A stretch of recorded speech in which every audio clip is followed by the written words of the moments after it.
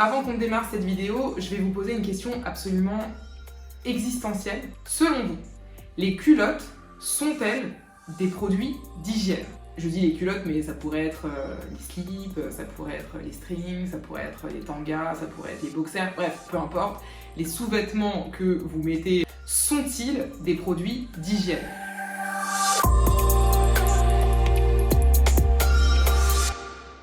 Mardi a été publié un décret limitant la vente de certaines catégories de produits dans les supermarchés, les hypermarchés et autres grandes surfaces. On en a beaucoup parlé puisque l'idée avec ce nouveau confinement, c'est de limiter la vente sur place, et il ne s'agit que de la vente sur place, aux produits de première nécessité. Mais ce qu'il faut savoir, c'est que si on entend beaucoup parler des produits de première nécessité, le décret, lui, ne parle pas de produits de première nécessité.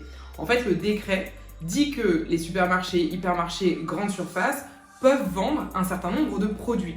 Et il y a une liste des catégories de produits autorisés.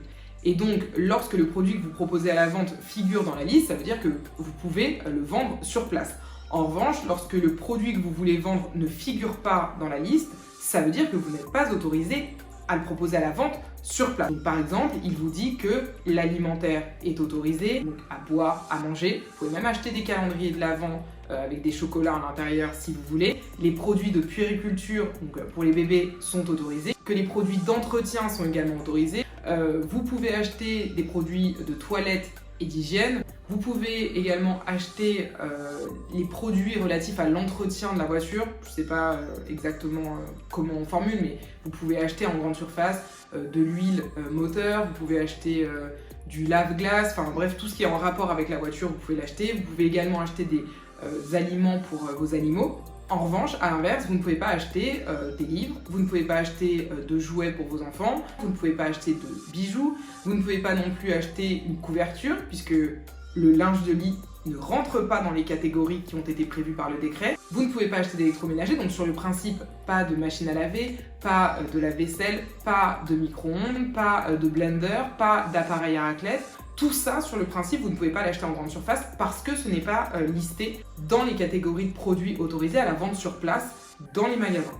Et j'insiste sur le fait que là, on parle exclusivement des produits vendus sur place. Il est possible d'acheter tout type de produits à distance. Il est possible d'acheter tout type de produits en click and collect, donc à emporter. Mais là, on parle vraiment des produits que vous ne pouvez pas prendre dans le magasin, mettre dans votre caddie, payer à la caisse et sortir avec. Et, encore une fois, j'insiste, j'ai reçu beaucoup de messages cette semaine parce que j'avais fait un quiz sur Instagram où je vous avais dit voilà, ça c'est pas possible, ça c'est pas possible, ça c'est pas possible. Et il y a des gens qui m'ont dit Camille, tu te trompes, c'est possible parce que je l'ai vu dans mon magasin. Encore une fois, j'insiste, ce n'est pas parce que vous l'avez vu dans votre magasin que c'est conforme au décret. Le gouvernement justifie cette mesure qui n'existait pas d'ailleurs dans le premier confinement, celui qu'on a connu en mars. Le gouvernement justifie cette mesure par une idée de justice, puisqu'il y a un certain nombre de commerces qui sont fermés, qui ne peuvent pas proposer des produits à la vente. Par exemple, les libraires ne sont pas autorisés à accueillir du public dans leur magasin. Ils peuvent faire de la vente à emporter, ils peuvent faire des commandes en ligne, mais ils ne peuvent pas accueillir de clients dans les magasins. Et donc, l'idée de justice qui est soulevée par le gouvernement tend à dire, puisque les libraires ne peuvent pas ouvrir, il ne sera pas non plus possible d'acheter des livres en grande surface, sinon c'est pas juste, parce que comme les grandes surfaces peuvent vendre des catégories de produits différents, ça veut dire que pendant que les uns sont fermés, les gens vont aller en grande surface et ça ne va faire que développer le chiffre d'affaires des grandes surfaces qui vont finalement bénéficier de la fermeture des autres structures. Donc le gouvernement dit vous ne pouvez pas acheter de livres en ce moment dans les librairies, donc vous ne pouvez pas non plus acheter de livres sur place, j'entends, dans une grande surface. Vous ne pouvez pas faire de shopping en ce moment dans vos enseignes de prêt-à-porter préférées, vous ne pourrez pas non plus acheter de vêtements en grande surface. Vous ne pouvez pas acheter de bijoux en bijouterie, et bien vous ne pourrez pas acheter de bijoux en grande surface dans votre supermarché ou votre hypermarché. Voilà, c'est ça en fait le raisonnement du gouvernement. Donc sur le principe, cette mesure motivée par une idée d'égalité et de justice entre les petits commerçants et les grandes surfaces est assez simple, claire et aisée à mettre en œuvre. Sauf que très vite, on s'est aperçu qu'il y avait un fossé entre la théorie et la pratique. On s'est aperçu qu'un certain nombre de problématiques arrivaient, et notamment des problématiques relatives à des divergences d'appréciation et d'interprétation des catégories de produits proposés à la vente. Par exemple, très vite, s'est posé la question du maquillage. Le maquillage, a priori, c'est un cosmétique, un produit de beauté. Et la question s'est donc posée de savoir si on pouvait rattacher le maquillage à la catégorie produit de toilette, produit d'hygiène. S'il est un produit d'hygiène ou de toilette, alors ça veut dire qu'il peut être vendu en grande surface. S'il n'est pas un produit d'hygiène ou de toilette, ça veut dire qu'il ne peut pas être vendu en grande surface. C'est exactement la même chose, je vous en parlais sur Instagram, avec les culottes. De prime abord, puisqu'on dit que tout ce qui est prêt à porter ne peut pas ouvrir, on se dit qu'il ne doit pas non plus être possible de vendre des sous-vêtements. Or, c'est ce que j'expliquais sur Instagram, en allant dans un supermarché, j'ai vu que le rayon du prêt-à-porter était fermé, mais qu'il était possible d'acheter des sous-vêtements. Et donc, je vous ai demandé, est-ce que selon vous, une culotte est un produit qu'on peut rattacher à la catégorie produit d'hygiène?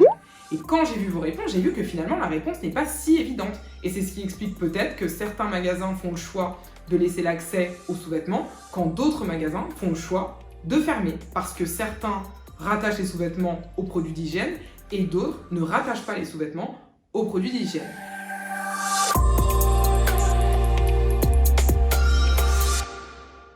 Mercredi, j'évoquais avec vous la polémique qui entoure Mady Bursiaga, une ancienne candidate de télé-réalité qui officie aujourd'hui sur les réseaux sociaux et notamment sur Instagram.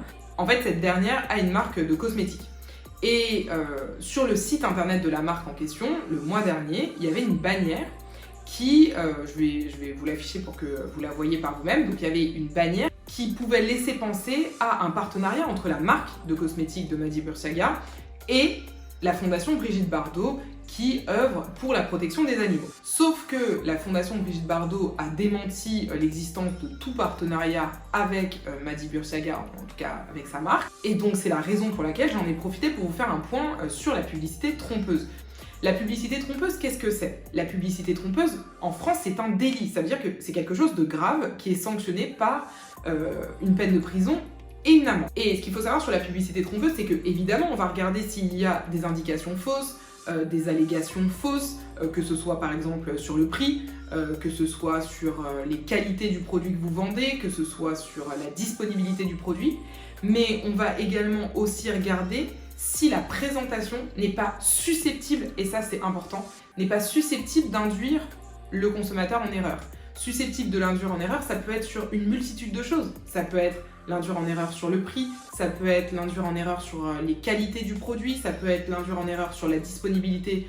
Et ça pourrait également être l'induire en erreur sur l'existence d'un partenariat. Pourquoi? Parce que l'existence d'un partenariat, et notamment un partenariat avec une association, c'est pas du tout un détail. Pourquoi? Parce que des consommateurs qui n'auraient peut-être pas eu l'intention d'acheter, en voyant un partenariat, vont peut-être se dire « Oh tiens, moi cette cause ça m'intéresse. Du coup, telle chose que je voulais pas m'acheter, je vais peut-être me l'acheter parce que en me l'achetant, je vais faire du bien à quelqu'un d'autre. » Donc ça va vous pousser à l'achat. Et effectivement, on peut se dire « Oui, mais la démarche est bonne parce que le but c'est de reverser une association. » Oui, mais il faut pas oublier qu'un partenariat avec une association, ça devient aussi un argument de vente. Parce que justement, on touche entre guillemets à la corde sensible des gens et que quelqu'un qui aurait hésité à acheter, à consommer, va peut-être le faire justement parce qu'il y a une association derrière. Donc, les juges peuvent tout à fait retenir l'existence d'une publicité trompeuse pour une histoire de partenariat et par exemple un partenariat avec une association. Je ne dis pas que ça sera le cas ici, je ne sais même pas s'il y a des poursuites, s'il y a une plainte, j'en sais rien. Je parle vraiment dans l'absolu, c'est quelque chose de tout à fait envisageable.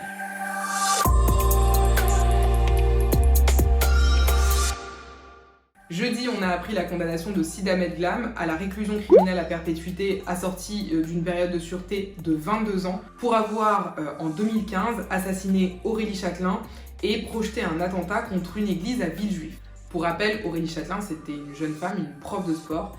Elle avait été abattue d'une balle de pistolet alors qu'elle se trouvait dans sa voiture sur un parking à Villejuif. Et pour en revenir à la peine de Sid Ahmed Glam, je ne sais pas si vous le savez, mais lorsque quelqu'un est condamné à la réclusion criminelle à perpétuité, il ne faut pas que vous vous arrêtiez à perpétuité. En réalité, il faut regarder la durée de la période de sûreté. La période de sûreté, en fait, c'est une période qui est très importante, notamment pour les personnes qui sont condamnées à la réclusion criminelle à perpétuité, parce que c'est la période pendant laquelle il ne sera pas possible pour la personne qui a été condamnée de demander un aménagement de peine, c'est-à-dire par exemple une permission de sortir ou une libération conditionnelle. Dans le cas de Sid Ahmed Glam, il est condamné à la réclusion criminelle à perpétuité avec une période de sûreté de 22 ans. Ça veut dire qu'il ne pourra pas faire de demande de libération conditionnelle, d'aménagement de peine avant 22 ans.